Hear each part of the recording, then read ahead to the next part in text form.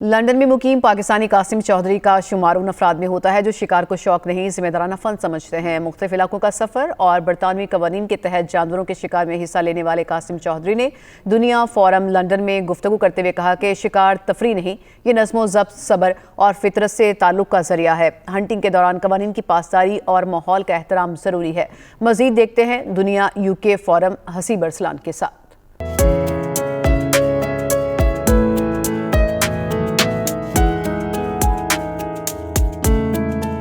बिस्मिल्लाहिर्रहमानिर्रहीम। दुनिया फोरम के साथ मैं हूँ हसीब अरसलान।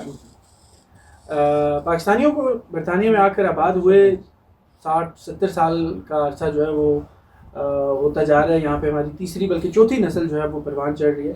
तो जहाँ दीगर मामूलात ज़िंदगी में लोग जो है वो अपना नाम कमा रहे हैं और मुख्तलिफ़ शोबों में जो है अपना हिस्सा डाल रहे हैं, उसी तरह हंटिंग भी एक ऐसा शोबा है कि जो पाकिस्तान में रहते हुए तो उसको आगे लेकर चल रहे हैं, लेकिन बरतानिया में जो पाकिस्तानी हैं वो भी अपने शौक़ को यहाँ पर पूरा कर रहे हैं। लेकिन उसकी एक बड़ी नायाब सी एक चीज़ है, बड़े कम लोग हैं जो आपको नज़र आते हैं, क्योंकि यहाँ पे लॉज डिफरेंट हैं, रेगुलेशंस डिफरेंट हैं, सख्तियाँ हैं, बहुत सारी चीज़ें हैं। बड़ी ट्रेनिंग के बाद आपको इस काबिल समझा जाता है कि आप वो कर सकें। ऐसे एक नौजवान आज हमारे साथ मौजूद है जो पिछले कई सालों से लंदन में रहते हुए हंटिंग जो है वो कर रहे हैं और बड़े शौक़ ज़ौक़ के साथ जो है वो उसको आगे लेकर चल रहे हैं। आपका वक्त देने का बहुत बहुत शुक्रिया। सबसे पहले तो मैं आपसे ये जानना चाहूँगा पिछले कितने अरसे से आप जो है वो हंटिंग कर रहे हैं और आपको इसका शौक़ कहाँ से बना? हंटिंग मैं यूके में तो तकरीबन कोई 15 ईयर्स से more I think I have started in 2007, so almost 17-18 years. और शौक़ तो मुझे इसका I was in 9th class in Pakistan जब मैंने स्टार्ट किया। ठीक है, उस वक्त उधर तो हम शॉर्ट गन से करते हैं और जो बर्ड हंटिंग जैसे गेम बर्ड और डियर स्टॉकिंग शुरू की है पहली जो है फर्स्ट वो 2007 में। और ये एक्चुअली एक स्पोर्ट नहीं है, इसको वाइल्ड लाइफ मैनेजमेंट आप कहें तो ज़्यादा बेहतर है यूके में, क्योंकि जैसे आपको पता होगा कि यूके में प्रेडेटर्स नहीं है और कोई शेर चीता इस तरह के जानवर नहीं है जो डियर को कंज्यूम कर सकें, इनको खा सकें। तो इनकी पॉपुलेशन जो है बढ़ती जा रही है। तो पॉपुलेशन जो बढ़ने के नुकसान ये हैं कि जो फार्मर्स उनकी क्रॉप्स होती हैं उनको भी डैमेज करते हैं और कई लोगों की प्रॉपर्टीज़ को भी ख़राब करते हैं। और इस आप अगर पढ़ें इनका तो बहुत सारे एक्सीडेंट्स, वो मैं ये एक बात करने लगा था कि अक्सर हादसात का बायस बनते हैं, क्योंकि ये वाइल्ड है, मोटरवे के ऊपर निकल आते हैं तो सीरियस एक्सीडेंट्स भी हुए हैं और इनकी पॉपुलेशन को कंट्रोल करना बड़ा ज़रूरी है। सो यहाँ पर आपने जिक्र किया कि आपने पाकिस्तान में भी हंटिंग की, वहाँ से शुरुआत की यहाँ पे आके, तो वहाँ की और यहाँ के सिस्टम में हंटिंग में प्रोसेसेस में फ़र्क क्या है? बहुत ज़्यादा फ़र्क है। सबसे पहले तो इधर यूके में सेफ्टी सबसे इम्पोर्टेंट है कि सेफ्टी में आ जाता है पब्लिक सेफ्टी और फिर पब्लिक प्रॉपर्टीज़ और दूसरे एनिमल्स की सेफ्टी, इसको सबसे ज़्यादा जो मद्देनज़र रखा जाता है।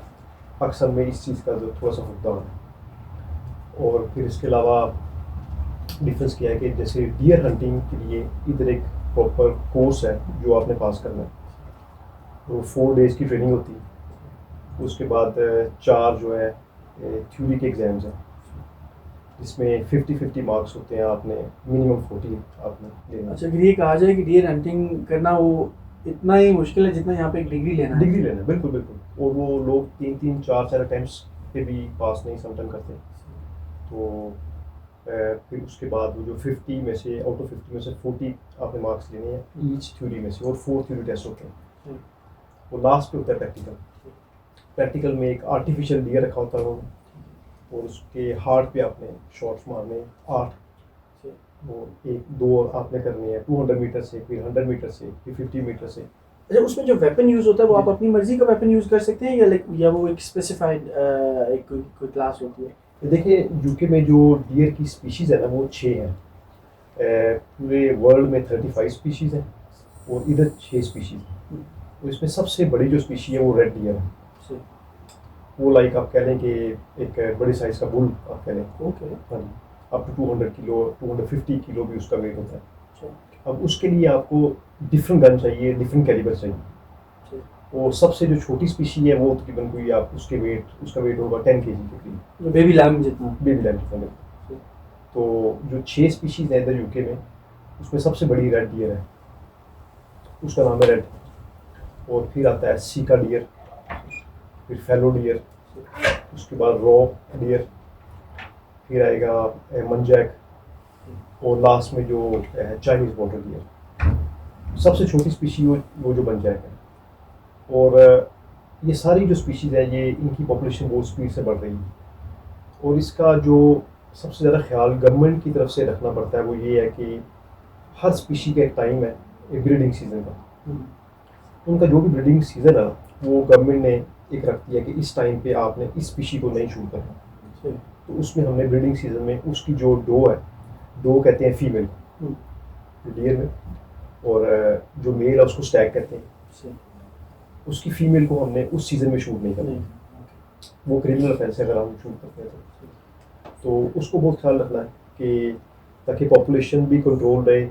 अगर वो ब्रीडिंग सीज़न में है तो उसके जो बेबीज़ हैं उनको भी नुकसान ना हो, इस चीज़ का बड़ा ख्याल। और फिर उसके बाद जो ऑल इन ऑल है, हम कहाँ पे कर सकते हैं हंटिंग, ये वाली ये जो पूरे यूके में जो फार्मर्स हैं उनकी जो लैंड है, उस लैंड पे अगर उनको परमिशन हो कि इस लैंड पे हम शूट कर सकते हैं, गवर्नमेंट की तरफ से परमिशन अगर हो, तो परमिशन भी इस बेस पे मिलती है कि अगर उसके नज़दीक कोई आबादी है तो फिर परमिशन नहीं मिलेगी।